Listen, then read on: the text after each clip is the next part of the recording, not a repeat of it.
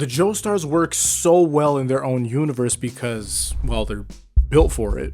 But what happens when you put them in something like Hunter x Hunter?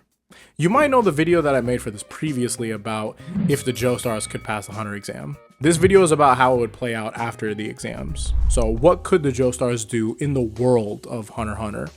Now, I have to make some corrections. So I had seen a couple of comments about how it's unfair that the stand users get to have access to their stands. And I think that while that's true, they do have to have something. Maybe not their stands, but something that would put them at a baseline level compared to a lot of their competition. See, Killua had been an assassin beforehand, and you have Hanzo who's a trained ninja, and Hisoka is Hisoka. But here's my proposed idea.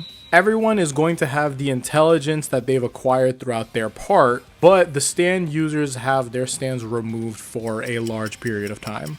The time that they can get their stands back is only when they're going to develop Nen prowess to the level of Gon and Killua at the end of Greed Island. This would require the Joestars to learn the world around them instead of rely on their Nen abilities. So taking away Hamon from Joseph and Jonathan won't really matter because they keep their intelligence, so they just relearn it. And even if I do cap their abilities where I just say, hey, they're not allowed to do so, they're still extremely strong and athletic from their experience. We can say that they don't have Hamon, but they'll still be good enough compared to the others. Now, how does this change the results of the last video? This is going to be with the idea that their goal is to still become a hunter, so their resolve is going to matter a lot here. The first phase is endurance based, so it's going to be difficult, but I think it's possible for everyone except for maybe Jodio because I have to know more about his endurance. Second phase is tough, but I think it's a lot of bending, not breaking for a lot. The third phase isn't bad. Now for the fourth phase, that's different because Jodio isn't savvy to the Hunter world like this, and unless he's really smart about who he aligns himself with and charisma and all that, he loses. Josuke 8 and Johnny are extremely smart, but have no stands or weapons to capitalize on their intelligence. Giorno is extremely charismatic, so I think that he can find his way into a group better than Tonpa, but that's about it. So I think Jotaro, Josuke, and Jolyne do well for the most part. Their only issues are the high tier characters that they have to go against. This is the same case as the final phase elimination tournament. Everyone can do better than the middle level aspiring hunters in the phases. The final phase though is mainly all of the hitters. I don't think there's a singular Joestar that would surrender in these fights, and even if they can't win, they still wouldn't go out like that. The issue is they can be knocked out, but that's not a bad thing because the point of this video isn't to win in one go. Sometimes you just got to work stuff out, and it's about how they would perform in their entirety. So do any Joestars have to come back the next year and have to try again at the exams? There are 4 fighters that the deactivated stand users definitively cannot defeat. That is Illumi, Hisoka, Hanzo, and Killua, because he's going to kill someone, and it's better if it's just Botaro here. If they couldn't fight each other, the only people left are Gon, Kurapika, Pakal, Leorio, and Botaro. So with that in mind, Giorno, Johnny, and Jodio. Johnny hasn't been given anything like a gun that can use his non-stand abilities well, like his aiming. And Jodio just doesn't have anything.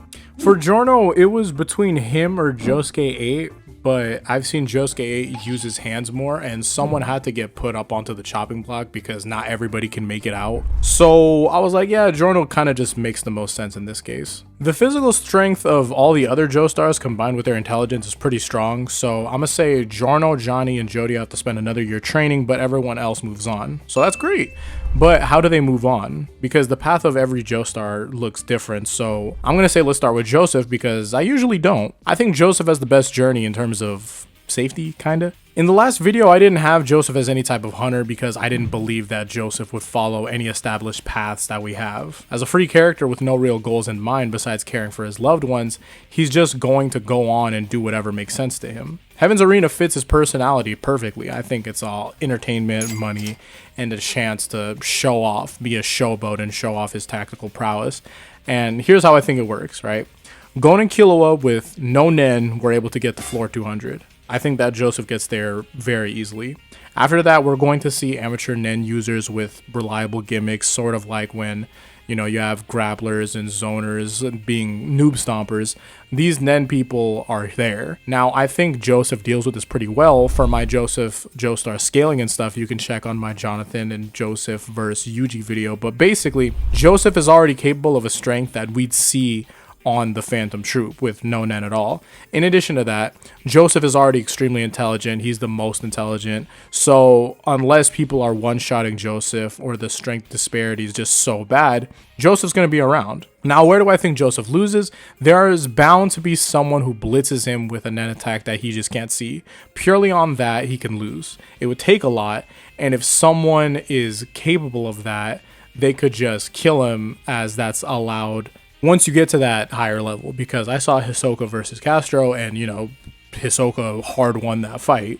So I'm going to say that they're probably going to need to double tap to be sure that this happens, but I do think that if they do have to double tap, Joseph is going to forfeit in this case, even though he would hate to forfeit. When Joseph fought the Pillarmen, he was able to manipulate Wamu's honor. If he knows that he can just come back later after some training and figure out why the hell he lost, then he's going to choose that option regardless of how humiliating it is, you know? Once Joseph loses, someone like Wing is going to probably be directed towards him, as he has to finish this part of the Hunter exams as it's still technically going on. So Joseph goes on to train. But what does his future look like? Well, Heaven's Arena is good money, but it is risky if he doesn't get the grasp of Nen that he wants to. He trained for 2 weeks and largely improved his Hamon, so since he knows how to train in general, he most likely is going to just train to the level that he can come back and effectively use all the basics. But does he have to come back to Heaven's Arena? I don't think that's the case at all. I know that he'd like to get his get back on the person who beat him, but past that, I think that's enough time spent on Joseph right now, though, so let's look to the other Joestars. For Josuke Higashikata of Diamond is Unbreakable, he's no longer bound to the desire to protect Morio, as there is no Morio to protect. So he's able to do with whatever he would gravitate towards. Now, in the Hunter world, if he's able to buff himself with Nen, he'd be allowed a large amount of money for whatever his dreams could think of. This makes me think that he's going to be going towards the fashion area while having some sort of interest in protecting people. He doesn't know that he's going to get his stand back after he becomes strong enough, because that's something that I really like, and it makes the characters want to grind it out anyways. So he's going to have to relearn life itself with Nen. I think he would work towards having a signature ability similar to what he's done before, purely because he's like, well, I have to have something, and all I did was learn Crazy Diamond. I have to have something like Crazy Diamond. So let's have this start out with Josuke in Heaven's Arena like Joseph, but with different motives. He's going to need startup capital for whatever he wants to do, be it fashion or whatever. So floors 1 through 150 are going to give him good money while he figures out his next moves. I think he can get a decent image by approaching his fights as the opposite of Joseph. I think Joseph would showboat for the most of it and just be like, hey, let me get the crowd live. But Josuke would probably do it like Gon or Killua. Josuke is never going to be going for unnecessary damage unless, you know, they comment on his hair or something like that, which I do think it's definitely going to happen, but yeah. But he'd probably develop some sort of following for being a good guy and just being chill, like having good sportsmanship. And I think a lot of the spectators would appreciate his personality, and he'd probably get like a little fan club, be like, oh my god, Josuke, you know. And once he has enough savings, he's going to leave the Heavens Arena. After this, he'd probably be working towards developing his Nen ability eventually. The goal is to have a similar ability to Machi and Crazy Diamond. That's what I think how it would work. And in the Hunter world, there are most likely schools where you can learn fashion. I think that where Josuke does go, it's something that we probably wouldn't see before. The teacher would most likely be some sort of high-level Nen user that doesn't allow Nen until way later. A teacher that makes their students go out and get the material from scratch. Some sort of large hunter sheep that have to be shorn, and it teaches patience and strength, stuff like, polyester and cotton monsters and yada yada yada. You get what I'm getting at. It's Hunter. It's really It's really full. It's like just a developed world. You know that stuff is mysterious and weird out there, so that's good. And I think this is where Josuke is going to be spending the majority of his time until he achieves Crazy Diamond once again. When he does, not if. When he does get his stand back, I think it changes up entirely. And the next step after that most likely would point towards the Dark Continent, like a huge jump, because he had effectively became one of the most important people in the Hunter world, because he's probably like a top 5 most important fashion people in history. But we'll get to that when we get to that. Now, I thought about this ability where he's transmuting his aura into like fibers, which would be able to make stuff like cloth, alongside being able to reinforce it because he does have enhancer properties. But to reinforce it in the way that he wants to be able to do it, I think that there would have to be some sort of restriction, like a condition, for it to truly get off in the way that he wants to get about it. But I'm trying to figure out what would he be able to do for himself while working his way up to that Greed Island level. So I have the Jotaro area bullet pointed. Yeah, I think he's going to have the most disciplined approach compared to any of the Joestars, because without Star Platinum, he's going to have to rebuild everything about himself from the ground up. While stuff like his intelligence is cool and all, and his strategy is cool and all, again, moving without Star Platinum to help capitalize on his intelligence, it's going to be all about him. So now this is Stardust Crusaders Jotaro, who's going to lock in on whatever was the point of his future originally, without getting to the whole obstacles of Dio and his mom getting sick. So if it's about what he truly wanted to be, and let's say that what he became in the original JoJo is exactly what he wanted to be, being a marine biologist, then the direction he's going to be taking is going to be related towards that directly. I think he's going to be skipping Heaven's Arena entirely, as, you know, Kurapika and Leorio went separate ways. Heaven's Arena isn't something that you have to go to. I think that he's going to align with whatever his goal was. So he's going to be seeing stuff with more creatures, more related on conservation of these unique hunter creatures.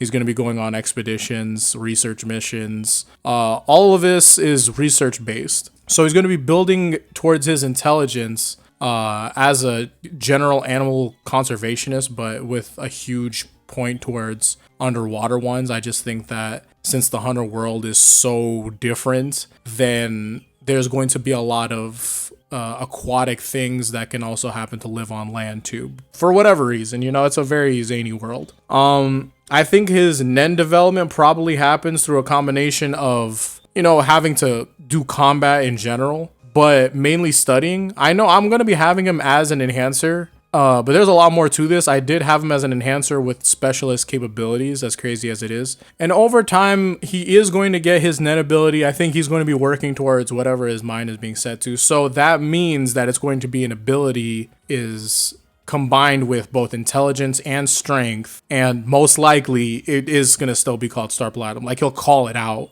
and it'll act. I think the first level is Star Platinum type of enhancements, where he will say Star Platinum and he's going to enhance his fists and his arms with Nen for just a plus on force and speed. I think he should also be able to do something like Star Vision or Star Sight, something like that, to where it's like hyper perception, like where he's combining, I think, Gyo and he's using all that aura control to just make his foresight stronger, in a sense, right? Like that's kind of the general idea. Like, he's perceiving more than he could before because he's enhancing it. I also have this idea where I think that if JoJo characters know that there is something that can enhance your abilities to such a large extent by just having a simple thing attributed to it, then they would do it because they trust themselves to have the conviction and all that, to have the determination and the resolve to execute on their abilities,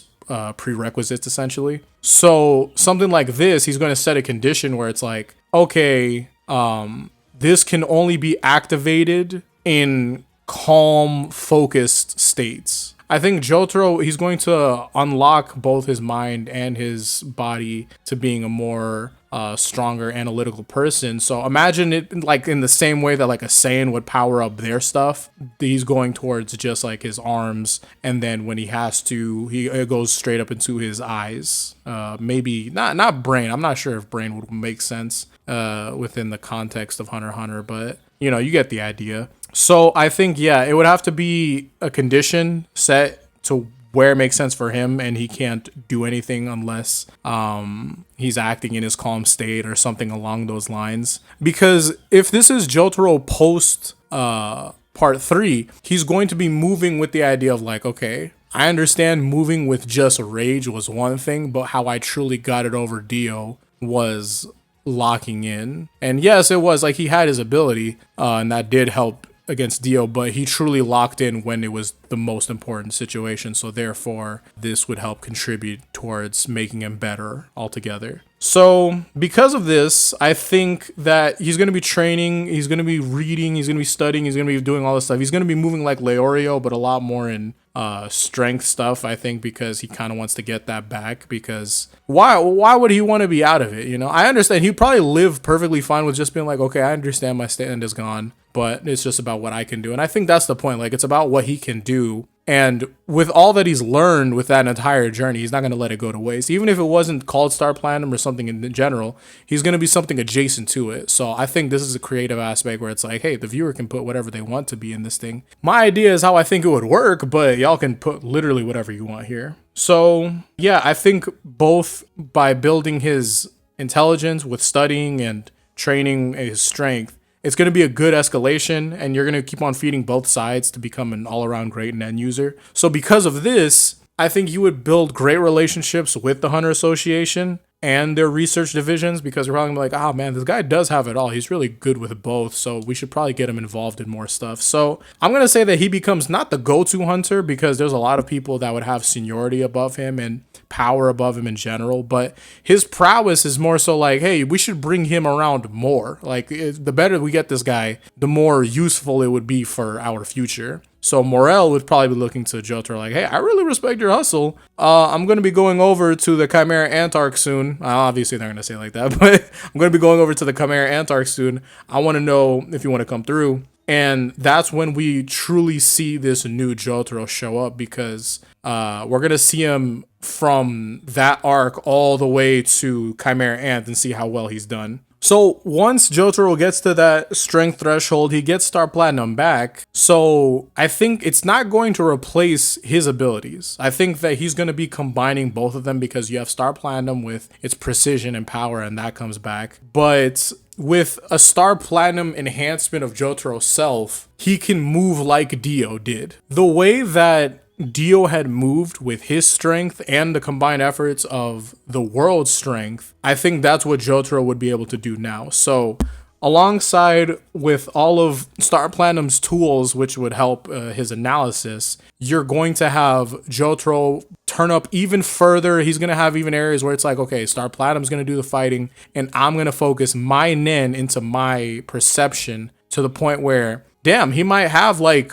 precognitive abilities. Not exactly, like he's not going to actually see into the future, but it's just a full-on analysis mode where, dang, okay, this person's not going to get it over me because of how well I'm doing here. And the time stop ability had returned as well, so that means alongside having Nen and those 5 seconds of stop time, to where he's probably going to tweak it over time, you know, it can be better because he doesn't have any obligations to do so with other stuff. And I don't know, it just seems like a great situation. Like, you have time stop, you have a moment of analysis to where it feels like time stop, where you see it all. So now you have both of those things. At this point, you would be able to take apart anyone with surgical type of precision in any battle, and it would be very hard for them to get it over him. So at that point, I think that Jotaro is going to become like such a large point of the Hunter Association.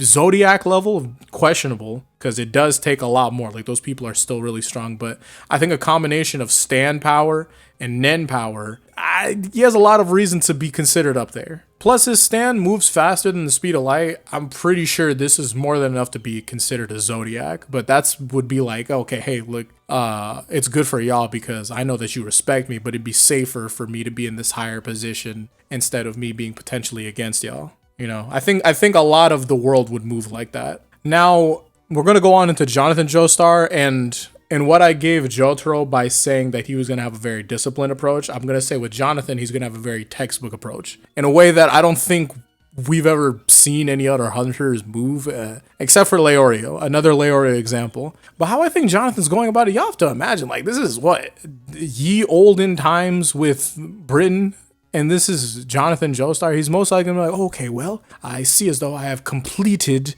everything that I need to in my middle grade. I don't know what they call that area of high school or whatever, but it's like, oh, it seems that I'm ready to go to Hunter University. And he's going to be working alongside a lot of other ruin hunters who have already, they're just going and doing what they need to. That's kind of the point with the hunter stuff. You kind of just go and do it. You don't really need approval for a lot of stuff, but they are watching you anyways. But I think that he's going to be a very, very, very, very, very helpful person amongst everybody. They're going to be like, hey, look, lift this. Okay.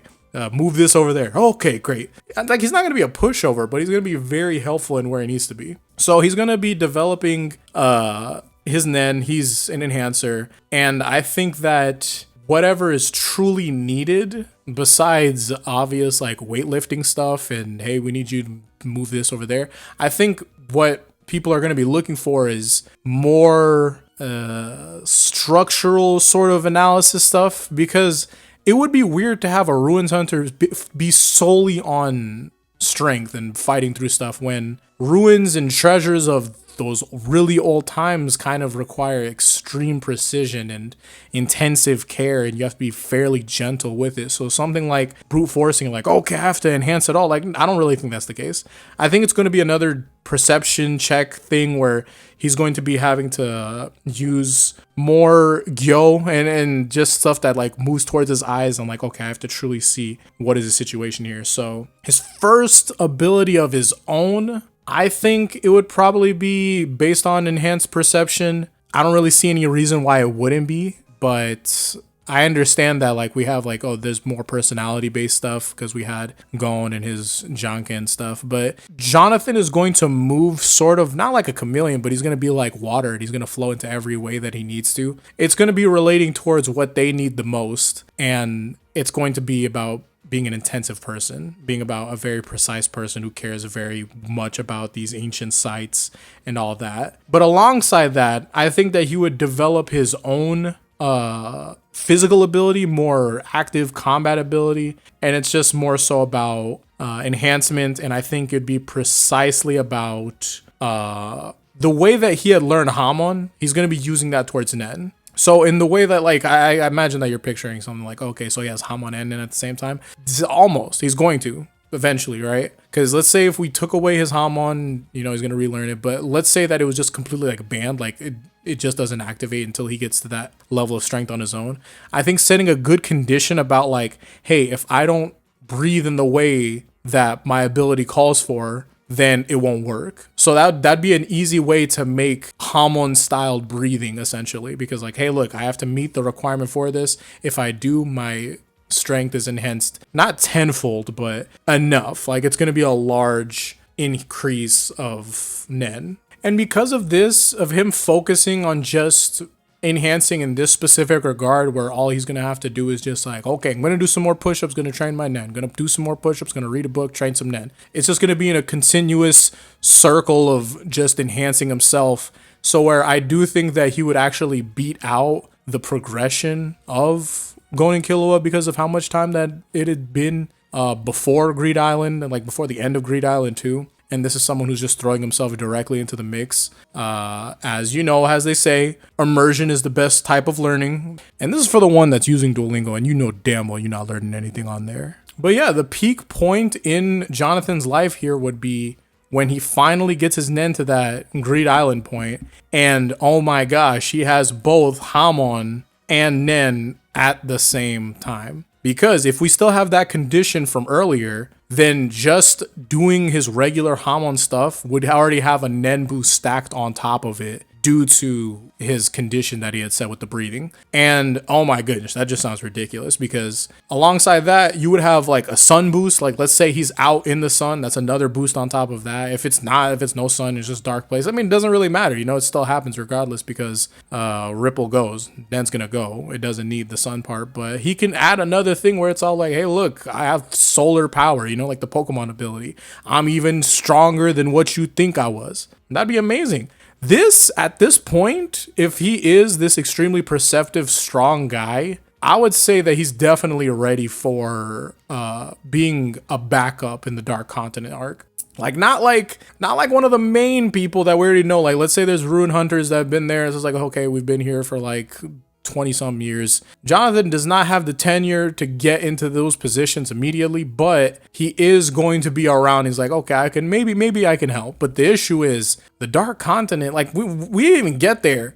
And just the boat ride alone shows you that the Nen world is very, very diverse and people are very, very powerful. So Jonathan can be great there. I just don't want him to take on the protagonist role, because I don't know if he'll be able to fill that out effectively. So next is Jolyne. I think that she's going to be informed on Heaven's Arena and how it's some extra change, yada yada. And she's going to be finding other aspiring Nen users there, because people naturally gravitate towards her. I think that she can create her own group, sort of like how Gon has people gravitate towards him. I think what makes her unique to this situation is that she could end up linking up Joseph, Giorno, Josuke, and Jotaro without anyone else really being connected. And she can do this by accident, just by her inviting personality, in a sense. I think that she's going to have her own group like Gon's group, but with girls. She's going to aspire to keep everybody up. And her circle probably grows really strong together as she's building up essentially like a network, you know, like just like how she connects everything with fiber. She's going to connect everybody like that. And how we had Josuke be the more, you know, clean fights, good sportsmanship. Joseph was being a more of an asshole. I think in her area, if you saw it, you're going to believe that like, oh yeah, no, she probably does have more grit and tougher than Josuke, as she'll be the one who stands on her stuff. And her fights, I think that, especially with how she was willing to get like bare knuckle and how bad the Survivor fight got, I think it's not even going to be limited towards that. I think that when it comes down to it, she allows fights to get down to the wire if that's where her win condition is going to be. So extremely smart, extremely great gameplay, and she's not going to showboat like Joseph would, but I think that there'll be moments where she's going to. So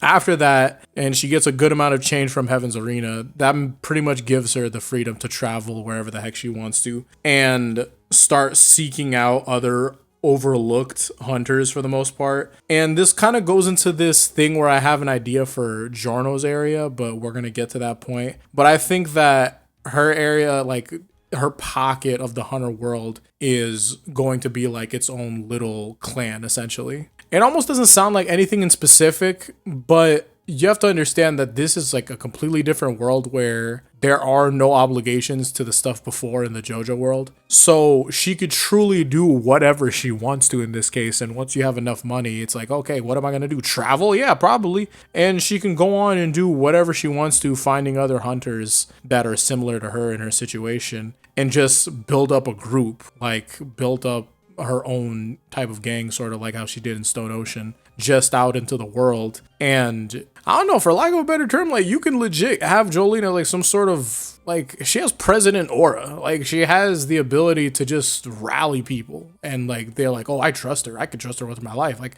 she just seems like someone who would just be an unofficial official, sort of like we have this one character who was talked about in the Chimera Antarc, for those, I guess, that don't know. But I think that she won't really focus too much on training combat wise, but more so about Nen wise, like learning about what she has now, because, you know, Stone Free's gone, and it's like, okay, well, I just got something that was pretty good. Let me get a similar situation here, just like Jotaro did. And it's just like, okay, let me see what can I do, because I'm transmuting and I'm enhancing, so we're gonna have something similar to what Josuke had, but this is more about turning these threads and reinforcing them mainly. Like we're gonna do similar Stone Ocean stuff, nets, traps, reinforcing the body. But I think having her own ability that's not related towards combat and stone free would be a whole nother thing. And I'm wondering as to how exactly this could work, because it could be a really thin aura line where it's just like, okay, I do have a network that's like following someone like really far,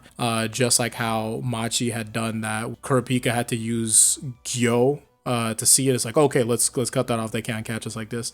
I think something similar to that. It's just really funny though, because it's just like, okay, like transmuters and threads, like is this like a thing? And at the same time, like kinda, because how much else do you really get to transmute? I think I give Killua a lot of credit with the whole electricity thing, because we do have a lot of thread people in a sense, and that's mainly what I have to go off of. And I would like to finagle it further, but man, I already decided their Nen types. I mean, if y'all have different ideas on how you think that they work out, you can give them whatever you want. But and I feel like this is an area where I kind of wrote myself into a corner. I think in the future she is going to be a part of, how do I say this? A part of a division. It's going to be her own group, and this is going to go on into the Giorno area, because I have Giorno becoming essentially like a Passione type of leader again. But I think that having not a sector or like a subdivision, just like an alternative group that he works with side by side with on like Jolyne about this type of stuff, that'd make a lot of sense. Like, hey, look, I have my thing, you have your thing. Yours is doing really well on its own and it stands well on its own, but it's always good to have more people. Like, obviously there's like a case where there's like, hey, too many chefs in the kitchen, this can all go bad. But I think the Joestars have an ability to just gather a large amount of people to create their own sort of, not world or country, but just the signature Joestar group, but it's large. And I think that, yeah, once Jolyne does reach that strength of post Greed Island, which I do think it'll probably take a bit if she's taking her time just doing whatever she truly wants to in the hunter world. And let's say she's following up on like the blacklist hunter stuff, and she's just making a good amount of change from putting away bad people and all that. It's like, oh, okay, man, well, you're doing pretty well as is. You don't really have to do much. And there's gonna be people that like go against Jolyne's area, but I don't think it'd be the troop. I just think that it would be a group that we don't know of now, but they kind of work similarly to all those like mafia bosses that they had in Yorknu. I think it would be something similar to that. Like a group like that would probably be like, dang, this Jolyne girl is ruining a lot of our stuff. How do we go about this? It would be something similar to that situation, and where she would have to go against a system within Hunter, but nothing that would be like, it's not the Zoldyx, basically. It's not the Zoldyck related. It's not Zodiac related. It's not to that high extent of power, but the people that manipulate the game purely off of money stuff, and the people lower than Cedric and all them. I think she would like have her own domain with all that considered. Oh my god, I got so far away from the topic. Sorry. Yes,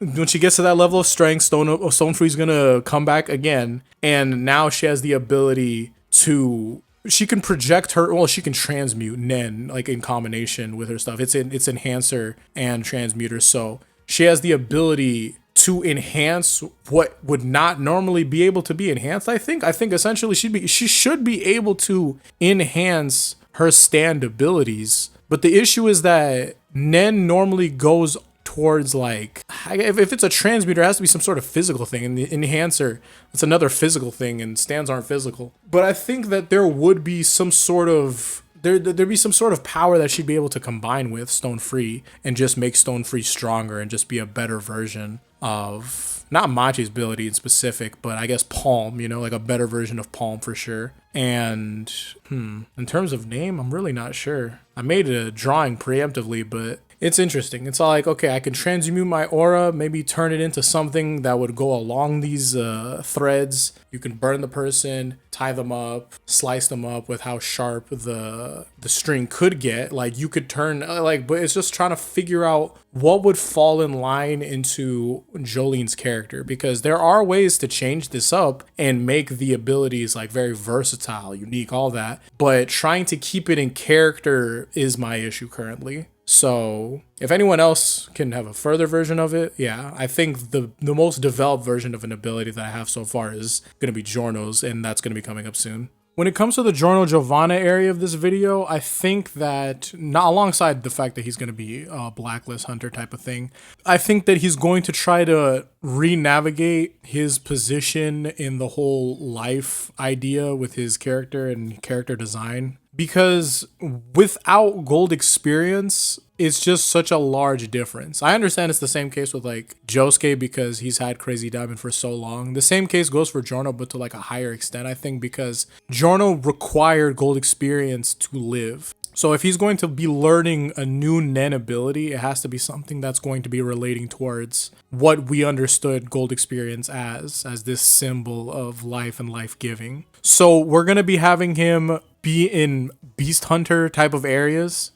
He's going to be a blacklist hunter, but he's going to be in beast hunter areas where he has to come into contact with all types of life, you know, animals, flora, fungi, I could say fish for another F, but I think that goes under the animal area.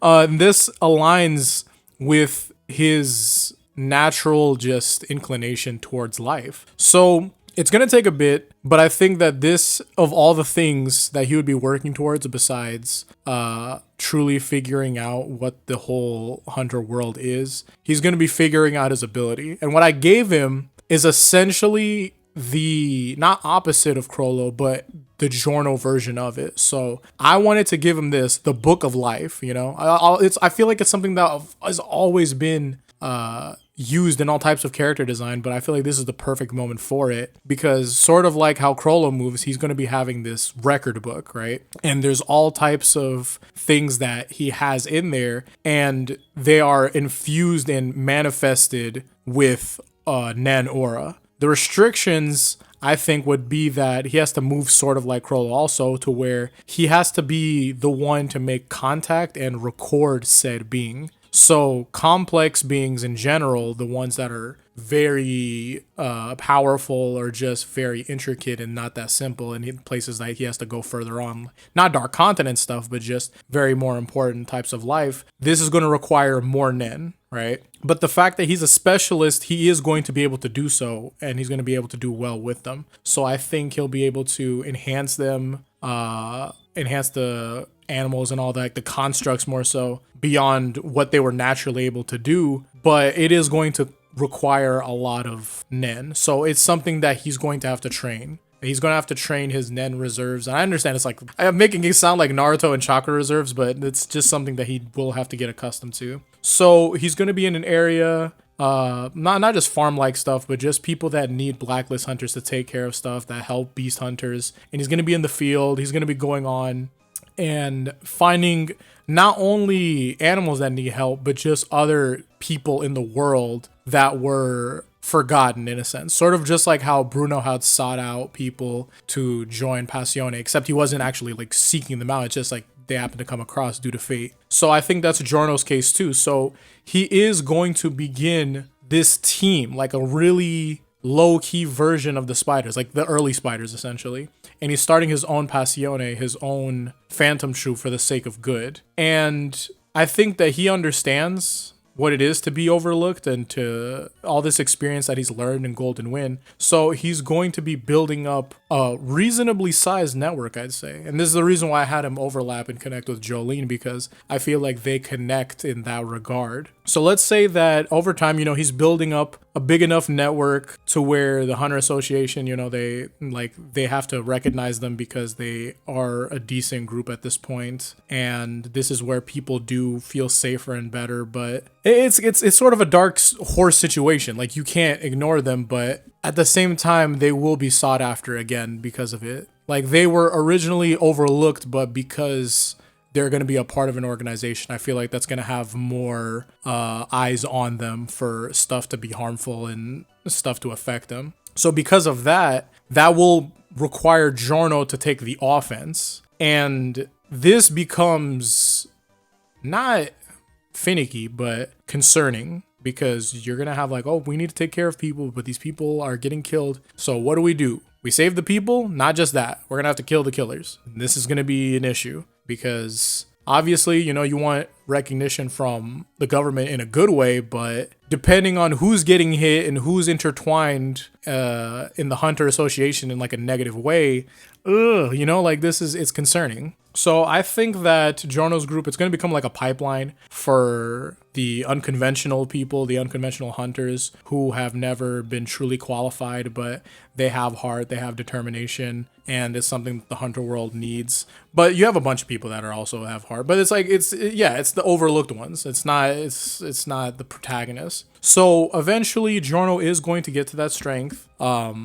At the end of Greed Island. I think it is going to take a good while. I think that by the time he is at that strength, the group probably won't even be that big. I'm just talking about the general scope of what the group is going to be capable of. But you have to be a lot stronger than Gon and Killua were in Greed Island to have a group in the way that the Phantom Troop had existed. They're going to have to be pretty strong. And it's going to take a bit, but it's going to be worth it, I'd say. But yes, he gets his stand back. And it is interesting because it's all like, okay, well, what stand? Because Caleb, you did say at the end of their saga, But I think it's really interesting because I can't just give gold experience. And I think that is good enough because we don't have to break the whole universe of Hunter x Hunter and just like, okay, well, whatever Giorno says goes because no one can stop him. But I think gold experience is the more human version, and it won't replace his Nen ability because he will be able to just, make whatever in terms of gold experience and then amplifying it on top of that with the Nen. So it's just like, man, this is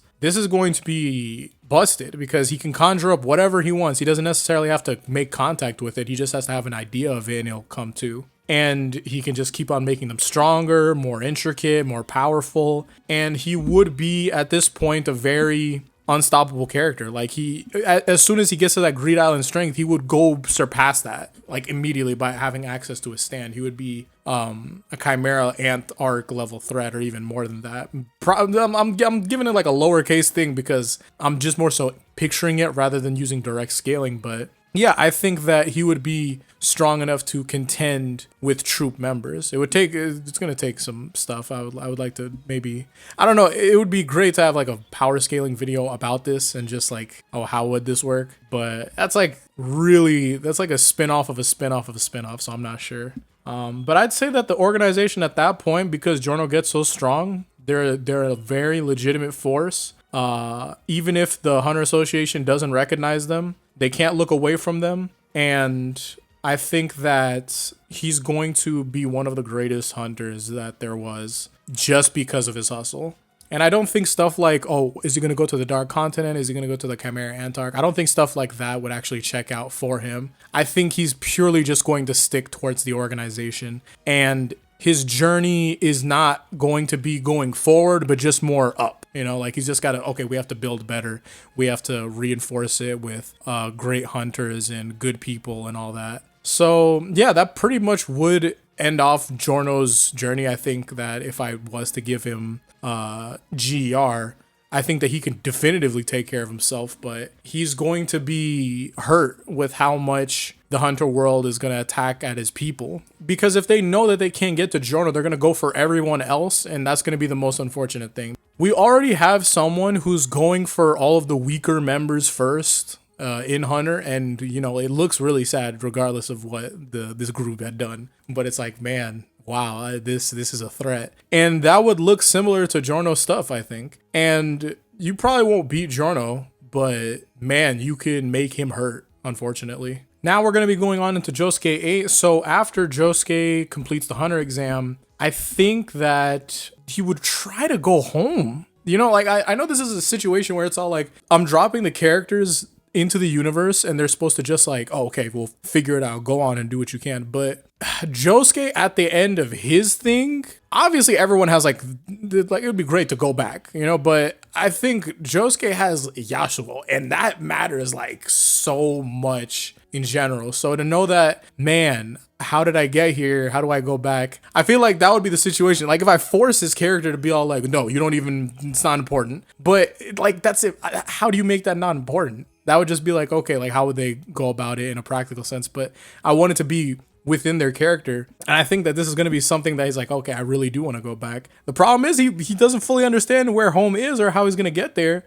So he's going to be going through hell, I'd say. He would just be going towards trying to figure stuff out, getting some money here and there, sure. But it would just be dedicated on learning about the hunter world. I think he'd find himself in towns where, you know, there are extremely inviting people. They're like, well, what are you have amnesia? Like, what's going on? And he's going to just be in terrible situations where they're like, oh, I want your life. In good situations where it's all like, nah, it's okay, bro. We'll be your family. But it's all him just trying to like, okay, I'm going to remember this, remember that, remember this, remember that. I'm going to learn everything I can about this new world because this is my newest life. You know, I already had to deal with making a new life. This is an even newer life. And I think that with his intelligence, bit by bit, it would point towards being someone who works in the Hunter Association, right?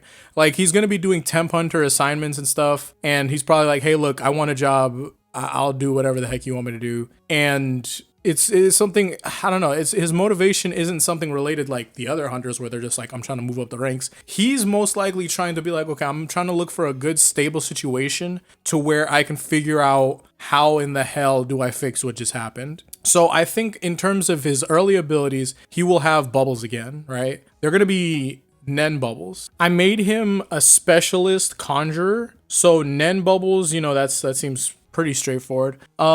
I also think that because, you know, he has the ability of spin. He knows, I guess he doesn't know spin, but he understands how his bubbles work and spin is a part of it. So he, in a way, knows spin, right? So this would be reinforced aura and maybe like a type of emission in a sense. So what I think he would like to do with them is similar to plunder, but it will be hard. The first bubbles are going to be like, okay, they just hit you. Like you're going to get hit with bubbles. The next step would be capturing things like conversations, getting data from documents, specific things from specific situations, but not to the level of plunder where you can just be like, oh, okay, I've removed your friction. I don't think it's going to get to that point. But I think that over time, getting more related towards like analysis and figuring out who he is and the situation he's in and information of the whole hunter world, he's going to create something like what my idea was this mind palace version. Like it's a genuine mind palace and you can have bubbles that have memory, like memory impressions. They can experience them through contact and they still exist there. The restriction though, I think would be depending probably on his focus. I'm not just immediate restriction like conditions, but it has to be related to focus, you know, and this is a recalling thing. So you have to be in a pretty good situation on doing so. So for situations, being a temp hunter and being a part of any political thing, they're going to have Josuke in like a good distance to where he can still be great with analysis and these bubbles. It's like, okay, we're going to be grabbing him for sensitive work, politically sensitive work. Personal bias is not going to exist because this is going to be an exact memory. And I think that they're going to want him, especially for the Dark Continent, but he needs to build before that, right? And in that building process, I think that he's going to be like, I really wish I could get back. I miss Yasuo, et cetera, et cetera, et cetera. So he's going to end up just having this mind palace in such a truly intricate way to where he can just exist within his mind. Like it's just in the same way that Chito had that like domain expansion situation.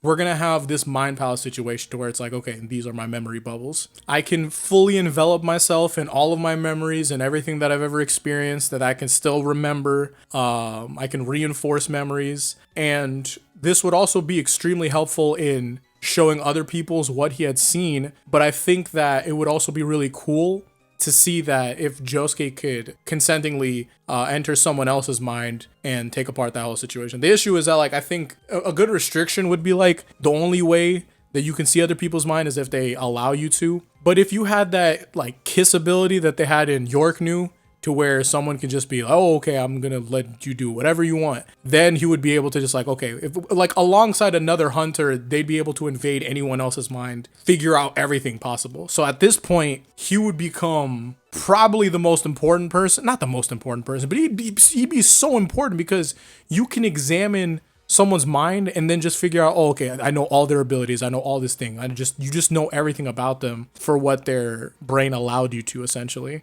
And this would be such like an unbeatable ability in terms of information and just surveillance, being an agent, being an agent for the association. And they would probably allocate Josuke some really strong hunters for protection because he would be such an important person. So he would also be extremely important to like the world, I'd say, and probably the troop too. So it's going to be very concerning. Like, he will have to learn his own stuff, but I do believe that he could die. The good thing is he will get soft and wet eventually. I think he would get soft and wet before he gets to that mind palace, like full on memory bubble thing level. I think that would require such an intensive knowledge of Nen to be able to do something like this. So he would be there way before that point. So at that point, he can defend himself fairly well, especially if this is a Josuke that has Go Beyond. I know that I'm like, oh, okay, I gave him just gold experience, but let me give this guy Go Beyond. I think either or is fair, genuinely. It's just that Giorno's in specific is extremely broken. Like, it's kind of hard to remove something like, I think Wonder of You and G are like categorically in the same. I understand that, we have Josuke who beat Wonder of You, but it's different. You get the whole specificities and all that. But it'll be so necessary, so important, so powerful, more powerful than probably all the other Joestars. Like, in terms of power, I mean, like in terms of like a name and just like a need. Giorno will be strong, and so will Jotaro and Jolyne and Josuke, yada yada yada. Josuke 8 will be like the most important Joestar, definitively in this case. And just because he loves so hard, like that just seems, oh man, I'm like, that's commendable, bro. I love that. Now we're going on into Johnny Joestar. So I think that after he, fails the exam, he's going to be in a pretty unique position where he's just at peace in the way that other Joestars aren't, because he's already been through his journey of self-discovery and moral reckoning. So he doesn't have to carry the same driving need to prove himself or find his purpose that the other ones have. He's going to want to do something for sport, and he's going to want to have some money to be able to do anything. So I think that he'll complete the test on the second time around,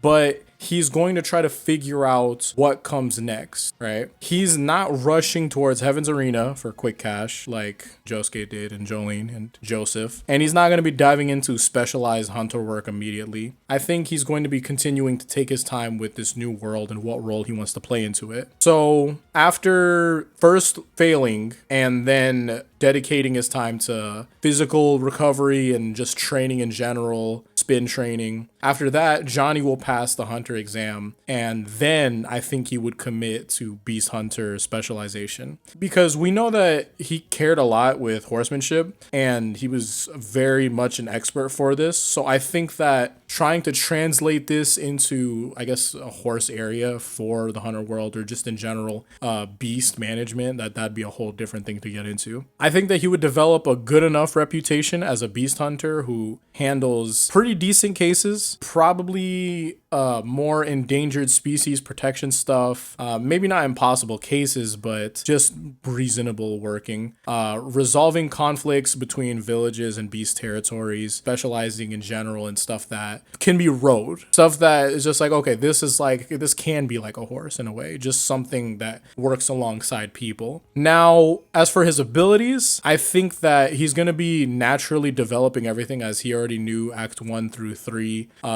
When we're going to be doing this with Nen, I think Nen bullets, they're going to be piercing and doing like regular bullet work. I think he should probably be capable of curved bullets, homing bullets, like with greater damage. 3, probably just like how Act 3 worked originally, but they just they drill into the ground. They are also homing, and they have significant damage that attacks more like internal stuff. So like even if you do get away, you never got away. Finally, just getting out to the end of it, because I do think if he already knows Act 1 through 4, then he probably gets to Act 4 pretty fast with the Nen bullets. He gets to this perfect spin thing where the infinite rotation combined with Nen, I think that this would most likely, I don't know, it should work normally, but I'm trying to think that he probably has to think more about what he wants to be doing in terms of his ability before actually just mixing Act 4 with Nen itself. I think that you won't get what you want, but once he thinks of an ability, then he gets to a certain point. I have this idea for a second ability, right? It's called the Bop Gun. I tried to think about like what things connect, like what has an animal and a gun together, and I haven't really found anything for that. But it's this song by the Parliament, and they have this gun where it makes people funky. If you get hit with it, you're funky. You're bopping, you're boogieing, all that. So the Bop Gun in this case would conjure animal like aura constructs built with spin. I think the creatures would be able to scout. Reason being, they have the ability to home in. They can track, because the same thing. They should be able to communicate with actual beasts, but I think that's a really far bag for his future and his ability. But I'm just saying the potential of it altogether. And they should be able to do some Kiba and Akamaru type of thing. Like, you understand how like Fang over Fang and all that, they become like spinning animals and all that type of stuff. I think he'll be able to finagle that even further by combining everything with this, so they can be really effective. I think it would expend a lot of Nen energy, but with the infinite rotation, it can pull energy from that. I think that should be a possibility, but it depends, right? He should have certain restrictions. I think that if he has like a condition set to where it's like, okay, the spin bullets have to maintain their rotational form, then it means a lot, right? So this Bop Gun has to have like a good amount of energy upkeep, and it can't fail or else like the whole thing just like peters out like that. It has to maintain the condition. By connecting it with Act 4, you have infinite energy, but if it was to be connected to just Johnny, like let's say that he doesn't have Act 4 yet, but he does have his ability preemptively, that would be extremely difficult, because saying that you don't have the energy for it, and like if you do mess this up, it messes up even further, that'd be extremely concerning, because I think that'd be enough to mess up his body, because the conditions in Hunter x Hunter are very serious. So where does this leave off Johnny? I think that Johnny would probably end up in the Chimera Antark, but by accident. I think I could see him as a 5th member joining Gon, Killua, and Leorio and Kurapika in general, but it would end off with just like, okay, so it's just Gon, Killua, and Johnny as they just continue on to the rest of the world. Having him join would be really helpful too, especially considering he's essentially a tenured ass veteran right now, and he already dealt with all of the moral issues that Gon and Killua are going to be experiencing later on. And he understands a lot about all this internal conflict stuff, so he would be an extreme help for this type of thing. So I think when the thing is, we want the combination. We want Tusk back, right? So we have to achieve the strength that Gon and Killua get at the end of Greed Island. Johnny goes with them, then that's pretty easy. Like, okay, we get strong together. But I think Johnny can tap into that level of strength even before getting into Greed Island, purely because of how effective spin is. But once it does happen, I think this changes everything, because combining Act 1 through 4, mainly 4, with his spin beast stuff, I think would be completely broken, right? Because you would be able to do pretty much everything. Like, you're combining both these powers, and you'd be able to like, okay, we can, the infinite rotation itself as a means of energy powering, like all that, he'd be able to fix a lot. Because certain things that are attributed to, oh, this needs to be, we need energy for this thing, corporate wise, you know, like engineering wise, what's the word I'm looking for is industrialized. That's actually the key word. So a lot of hunter stuff in the world are gonna be like, oh, we need this, we need to expand into the wild, we need to expand here, expand there. And Johnny can mitigate a lot of the stuff just being like, hey, look, I can help in my way, I just need y'all not to get involved. And to be fair, they can't get involved, because if Johnny was to finagle a way where it's just like, okay, this is how we get this infinite energy and stuff. If you touch this, you will spin infinitely, and then I have to be contacted about it, or yada yada yada. You know, like, he has all the power to control all of the cards possible, and he can be such a very helpful piece to the more natural area of the Hunter world. It does make me think, though, is he susceptible to damage? Is he susceptible to getting found and attacked and killed? And I would say that it's very possible if someone is happening to be, like, I guess not just fast enough, but if they jump him. Because he can shoot, he can be precise, he can do all this type of stuff, but the scale of the Hunter characters, like, if they ever really needed to find a reason as to why we need to destroy Johnny Joestar, I think something like the bomb that Netero had could destroy him. But the thing is, he's manipulating a lot by, like, okay, well, I have Act 3, I can get away with Act 3. I have Act 4, I can get away with Act 4. I can do a lot of stuff. It's just more mind game. Like, I think you would have to kind of go to war with Johnny if that's your goal. Like, you know, we want control of his stuff. We need to expand the way that we want to. We don't